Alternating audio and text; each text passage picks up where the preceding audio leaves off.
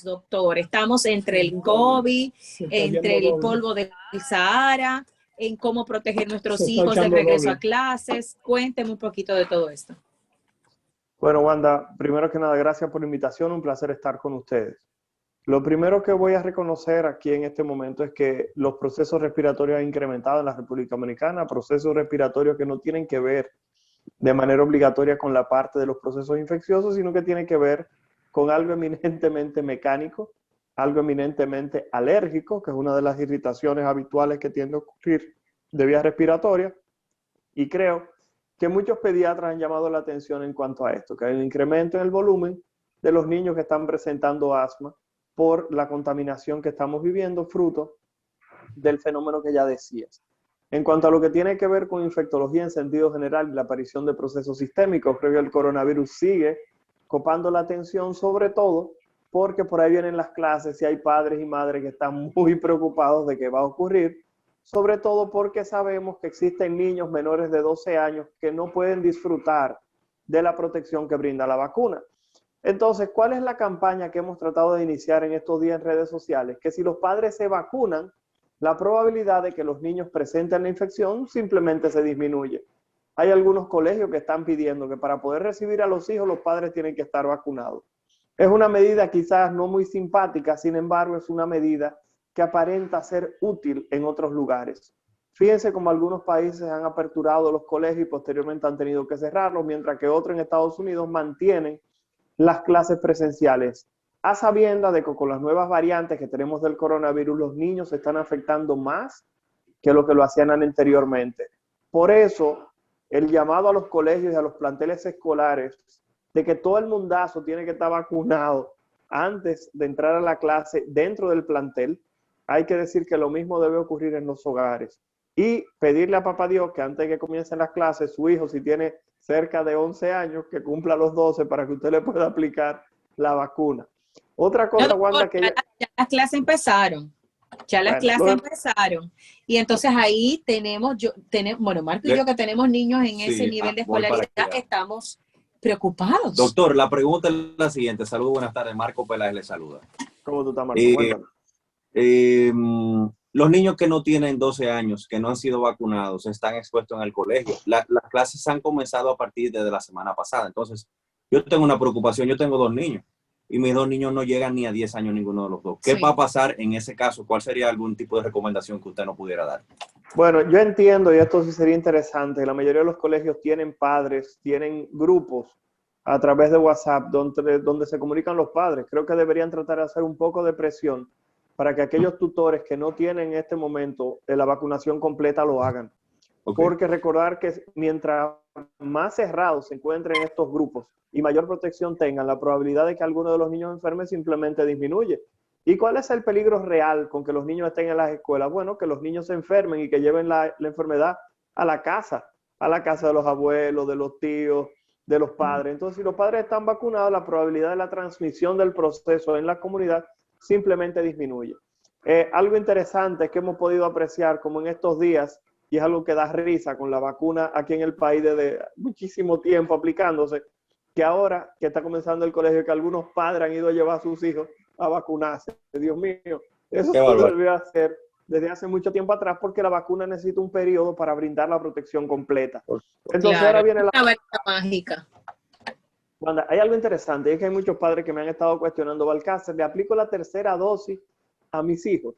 Y lamentablemente eso de aplicar la tercera dosis aprobada en los Estados Unidos, dependiendo de dónde se lea, la edad mínima es de 16 o 18 años. Lo que quiere dejar dicho que los niños de 12, los niños de 12 a 15 años. Una pregunta en cabina, pero sigue desarrollando la respuesta, doctor. Claro, lo que le decía es que eso de aplicar la tercera dosis en este momento en los Estados Unidos, que está aplicando con Pfizer a aquellas personas que tienen más de 8 meses de haberse aplicado la segunda, hay que reconocer que esto no aplica para los niños tan pequeñitos, sino que la aplicación de la vacuna, esa tercera dosis se está aplicando en niños de 16 años o de 18 años en adelante. Por tal motivo, los padres que vacunaron a sus niños no salgan corriendo a aplicar la tercera dosis. Eso de la tercera dosis al mes es para aquellas personas que tienen Sinovac y que tengan alguna condición alguna condición de base como puede ser obesidad, tener más de 50 años, alguna enfermedad debilitante. O sea que no en todo el mundo tiene que aplicar eso. Recuerden que los niños entre 12 y 16 años, o 18, perdón, se están vacunando con Pfizer. Y Pfizer, repito, en los Estados Unidos se está vacunando a los 8 meses. En Israel, la tercera dosis. Ajá, tercera dosis, es a los Sí, 8 meses. Y en Israel se está aplicando una tercera dosis a los 6 meses, pero repito, eso varía mucho de cada persona y a los niñitos no están incluidos todavía en este proceso de una tercera dosis. Así que por favor no se desesperen, porque ya hay padres que me han escrito a través de Instagram para decirme que quieren aplicar la tercera dosis a sus hijos. Sería no preferente, doctor, discúlpeme que tengo un feedback, sería preferible esperar algún tipo de recomendación internacional para una tercera dosis en los niños que ya han tenido Pfizer y que tengan más de 12 años. Claro que sí. Recordar que todavía aquí en el país creo que no aplica eso de los 8 meses en población pediátrica, que no tenemos todavía 8 meses de que inició el proceso de vacunación. Pero en caso de que usted lo haya aplicado, recordar que en los Estados Unidos no se plantea ese proceso de vacunación todavía en población pediátrica. O sea que su hijo, si tiene sus 2 dosis de Pfizer, considere que su hijo está protegido, no se desespere, no vaya a aplicarle la tercera dosis, pero usted como adulto sí debería preocuparse y aplicarse su tercera dosis, como dicen los lineamientos. El problema es que en este momento hay que actualizar, las autoridades deberían actualizar el protocolo de la tercera dosis para seguir fortaleciendo las personas con inmunidad todavía superior, que aquí lo dejaron en que en un mes usted se fuera a aplicar la tercera dosis. Recordar que tenemos un escenario que ha cambiado, tenemos AstraZeneca, tenemos Pfizer, tenemos Sinovac, tenemos Sinopharm, gente que se puso Johnson & Johnson en los Estados Unidos, gente que se puso Moderna. Entonces, todos esos grupos hay que tratar de brindarle un escenario lo más claro posible, ya que cuando se dejó eso en una nebulosa, muchas personas lo que hicieron fue que se alejaron un poco del proceso de vacunación. Y hay que tratar justamente de brindar un poco de seguridad y eso se logra con claridad. Tenemos que comenzar a llevar claridad para que las personas retomen la confianza. Los grupos antivacunas se aprovechan de eso, de las debilidades que podamos tener en la parte de la comunicación. Y eso no podemos permitir que los grupos antivacunas nos ganen. Así que ya saben, vamos a ponernos todos a empujar la carreta en la misma dirección. Doctor, una pregunta. Usted apeló a las autoridades y a una especie de actualización, de update de estos temas de COVID y vacuna.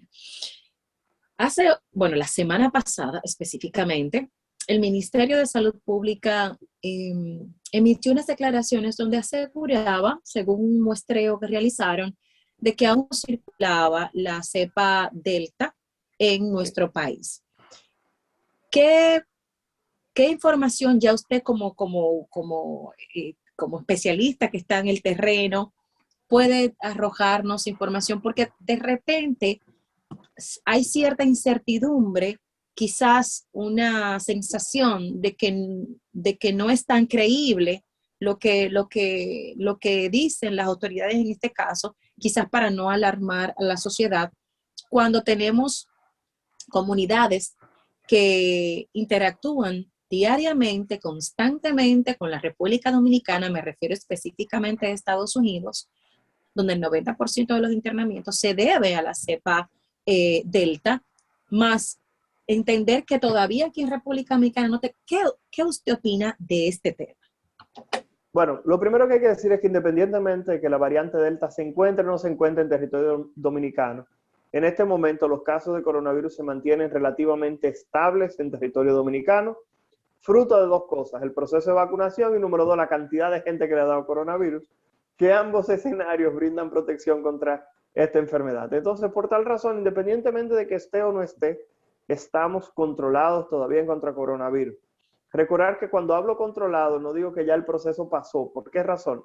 Porque cuando uno revisa los boletines del Ministerio de Salud Pública, y yo estaba revisando el día de hoy, todavía tenemos un nivel de positividad en la República Dominicana por encima del 5%.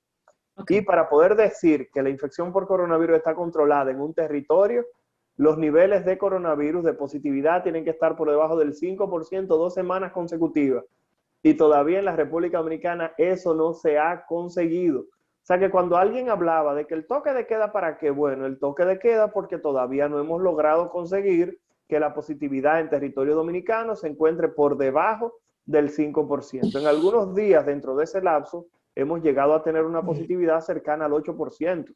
Eso significa que de cada 100 pruebas que se estaban haciendo, 8 estaban saliendo positivas.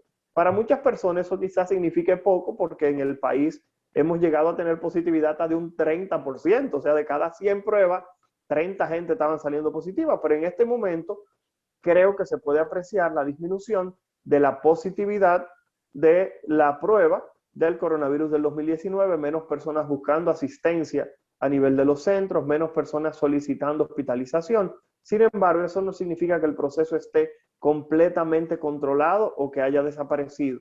En la República Dominicana tenemos una disminución de la positividad importante, pero todavía no se encuentra en niveles que podamos decir que no hay alarma. Mientras se mantenga por encima del 5%, todavía existe el riesgo de algún tipo de rebrote.